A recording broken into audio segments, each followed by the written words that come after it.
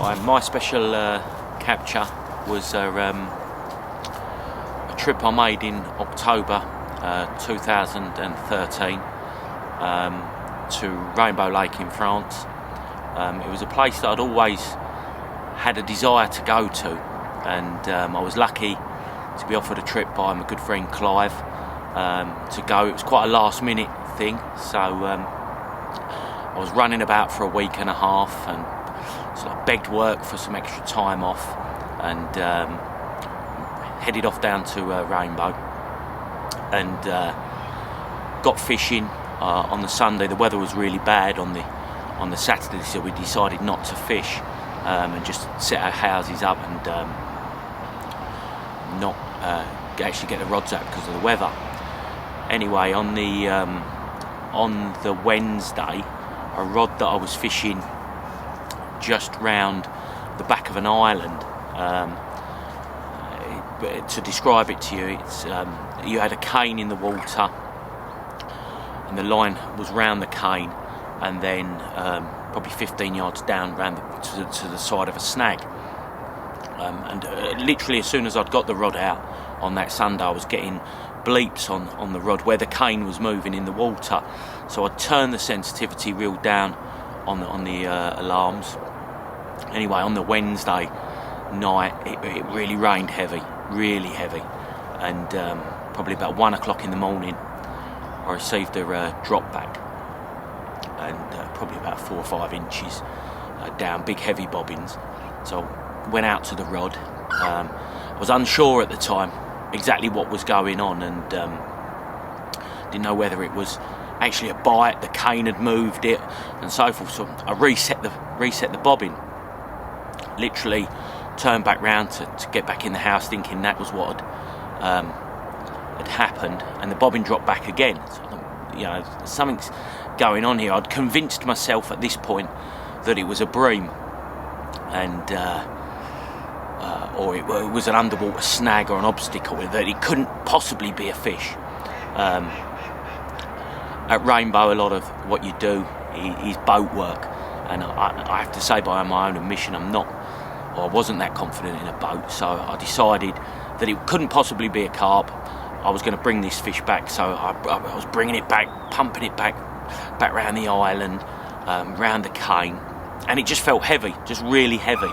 And you have to remember that everything in Rainbow is big, big bream and stuff like that. So I'd convinced myself there was a big bream, and it came into open water, and I felt the faintest of kicks, probably about 30-40 yards out, the faintest of kicks. I thought, right, we've got something on here, and bringing it back, still really heavy, didn't feel, and then probably 10-15 yards out, it woke up a little bit. It was quite clear, despite the rain. The swim was quite an open swim, so it was quite light anyway, and so I got my boots on, and I was out in front of where the boat was moored up. I was playing this fish. I had my head torch on. I just quickly put it on like a dull setting, and this fish bobbed up, and I caught it out the corner of my eye, and I thought, oh, it's a carp. It's definitely a carp, and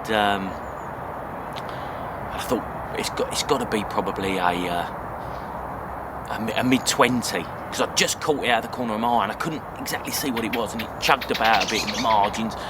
And then it bobbed up, and then I saw it for the first time, and I thought, you're a little bit bigger than £20.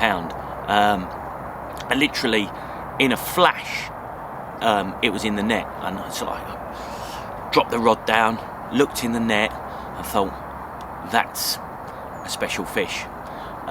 Didn't quite know at the time how big it was, so I made sure he was safe in the net. Ran to my mate who was in the next swim, which is 5 yards behind you, sort of thing. He came down, looked in the net, and he said to me, "Big boy, that's one of the real big ones." And so we sorted all the unhooking mat out, and the cradle and stuff like that. It wasn't until I went to lift him, and because he was quite a short fish, I went to lift him and rolled the net up. As I went to lift, just couldn't lift it. I thought it's stuck on the side of the boat, but it wasn't stuck at all. It was just the pure weight of it. So put my hands underneath the net and cradled it and brought it ashore, so to speak, put it in the mat, unhooked him, and we bopped him on the scales, and the scale spun round to 77 pound, and did some photos.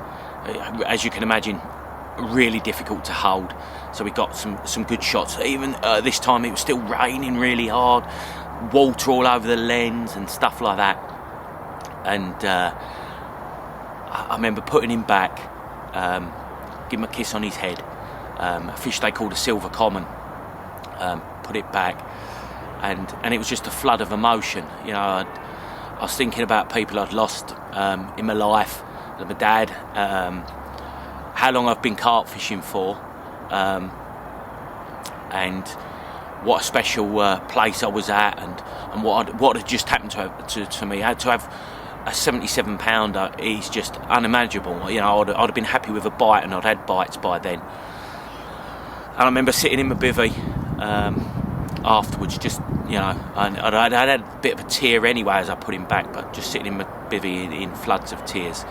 You know, it just got hold of me in a magical way, real emotional capture, and